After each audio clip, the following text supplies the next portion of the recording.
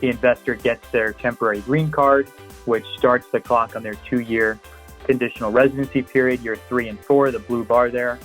You're going to be restricted to the regional center coverage area that you started with.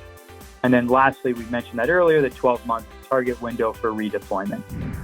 You see that there's a lot of different components as far as who the parties are, and then we need to understand what exactly are their roles.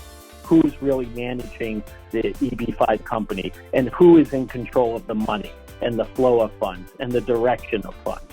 Let's assume hypothetically, the original loan was 5%. In those days, that was the market rate, and it was divided accordingly. Now you're going to redeploy. Maybe the rate's 5, maybe it's 6. Rates have gone up a little maybe in redeployment world. So let's assume it's a 5 or 6% rate. The question becomes, how do you cut the pie? With respect to the immigration-related issues, investors need to maintain their money at risk. EB-5 capital cannot be repaid to them until they've satisfied their sustainment period. And so what do? You got to move the football.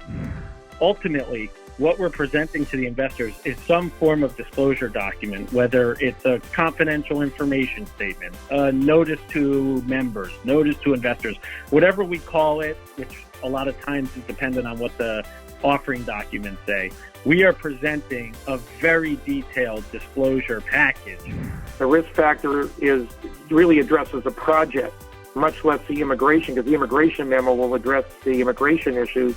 So we do a risk factor just like any investment of the redeployed transaction, no different than you would do an initial offering. You as the NCE manager and the NCE want to make sure we're putting our best foot forward here, acting in good faith, complying with our fiduciary duties, and giving investors the full picture of what this redeployment program is. Even if the original corporate documents don't require investor consent or an investor vote, you can still provide investors with options. First fiduciary duty, of course, is looking at your corporate documents. The second is disclosure, making sure you make proper disclosure. You've tried to reduce, your risk as much as possible, by doing that, providing the notice, providing the optionality, and giving investors the full set of information as early as you can. Ideally, you arrange for the loan to be repaid and redeployed back into the territory of the regional center. That would probably, no guarantee, fix the problem, because one would argue that when you found out what the policy was, you complied.